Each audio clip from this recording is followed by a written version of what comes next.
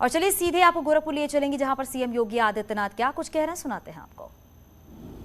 और पुलिस के सभी अधिकारीगण, पर्यटन विभाग के सभी अधिकारीगण और उस पर उपस्थित सभी भाइयों बहनों, आज से सावन का पवित्र मास प्रारंभ हो रहा है और ये मेरा सौभाग्य है कि सावन मास की प्रथम तिथि को मुझे यहाँ पर भगवान भोलेनाथ के अभिषेक का सौभाग्य इस स्वयंभू ज्योतिर्लिंग में मानसरोवर में करने का सौभाग्य प्राप्त हुआ है।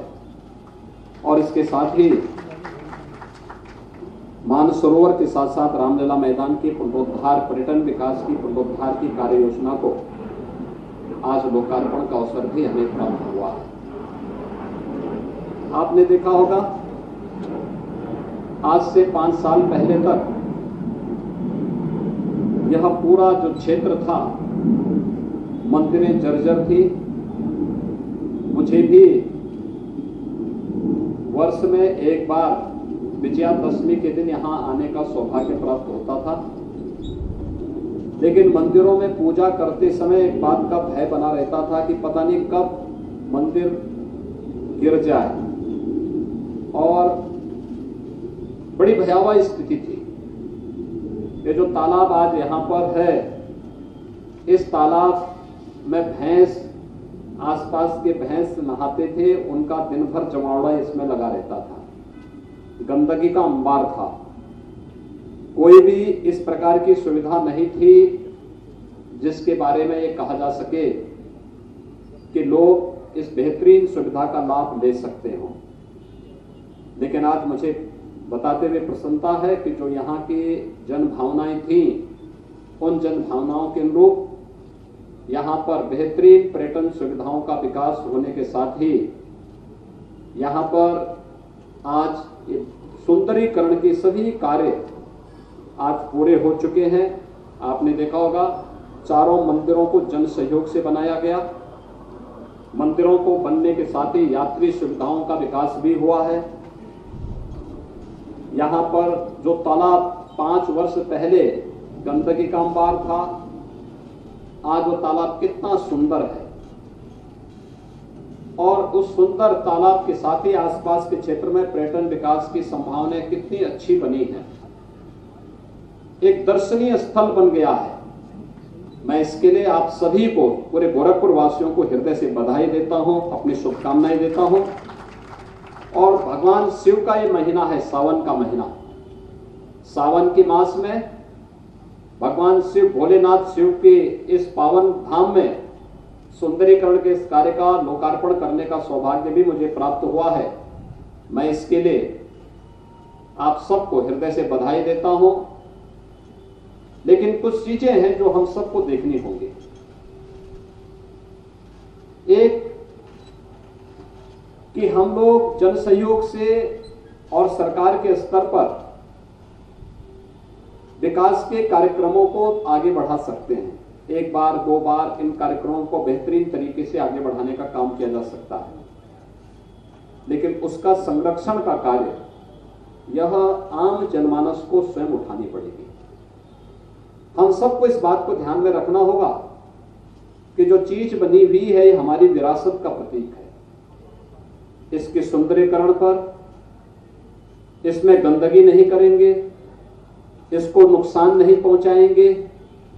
और अगर कोई व्यक्ति किसी दुराग्रह से नुकसान पहुंचाता है, गंदगी पहुंचाता है, तो उसको हम लोग बहुत उत्साहित करें कि भाई ये काम मत करो। और अगर वह उदंडता पे उतर आता है तो उसके खिलाफ फिर कानूनी कार्रवाई भी आपको कराने में संकोच नहीं करनी चाहिए, क्योंकि ये विरासत है आपकी, आपके पूर्वजों की। हम लोगों ने जन सहयोग से और शासन के सहयोग से इसके पुनरुद्धार का कार्यक्रम किया है। कितना अच्छा ये बन गया है। लोग परिवार के साथ आके दर्शन कर सकते हैं, यहाँ की सुविधाओं का लाभ ले सकते हैं।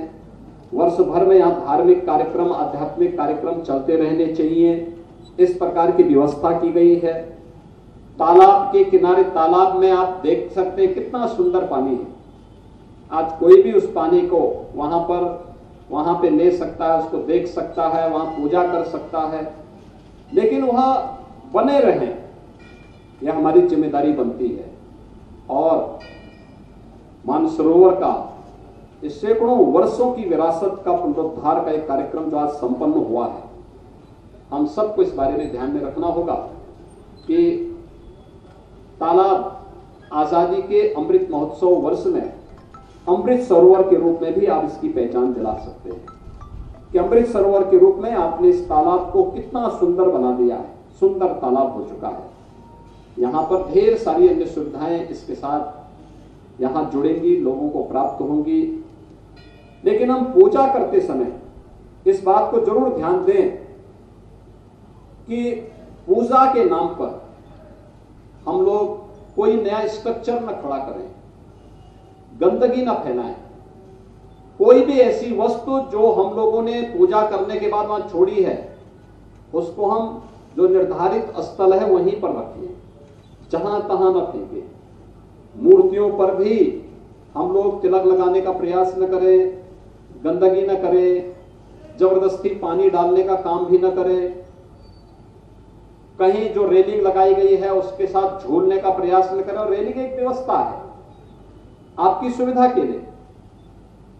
उन सभी कार्यों के साथ हम जुड़ जाएंगे तो आप देखेंगे बहुत सारे लोगों को यहां आने का अवसर प्राप्त होगा। वे लोग इसका आनंद ले पाएंगे, अपनी आस्था को शांत कर पाएंगे और उस सुविधा के माध्यम से उनकी आस्था भी प्रबल होगी। ढेर सारे लोगों के लिए एक अवसर प्राप्त होंगे।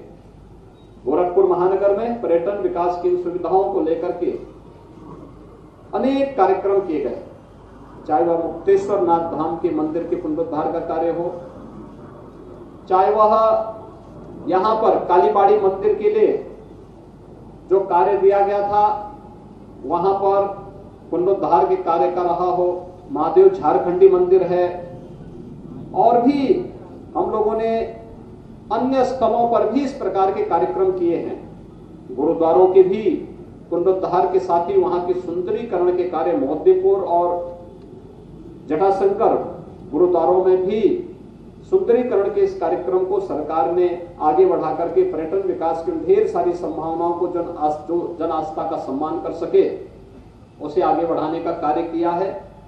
आज सावन के इस महीने में इन सभी कार्यक्रमों को एक साथ लोकार्पण करते हुए मुझे अत्यंत प्रसन्नता की अनुभूति हो रही है।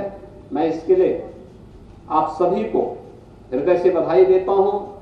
बाबा भोलेनाथ से, बाबा गोरक्षनाथ से यही प्रार्थना करता हूं कि यह सुख, शांति, समृद्धि आपके जीवन में बनी रहे, आपका जीवन मंगलमय हो और हम सब पर्यटन विकास के साथ साथ विकास की सुविधाओं का लाभ भी लेंगे और गोरखपुर को सुंदर शहर बनाने में, विकास की और रोजगार की ढेर सारी संभावनाओं को आगे बढ़ाने में हम सब सफल होंगे। आप सबके प्रति मेरी शुभकामनाएं। धन्यवाद। जय हिंद। आदित्यनाथ को सुना है, निर्धारित स्थान पर ही पूजा करना चाहिए। सीएम योगी आदित्यनाथ ने कहा पूजा के नाम पर नया स्ट्रक्चर ना बनाया जाए, ये भी कहा सीएम योगी आदित्यनाथ ने। और पूजा करते वक्त विशेष बातों का ध्यान रखें, गंदगी फैलाने से बचना चाहिए।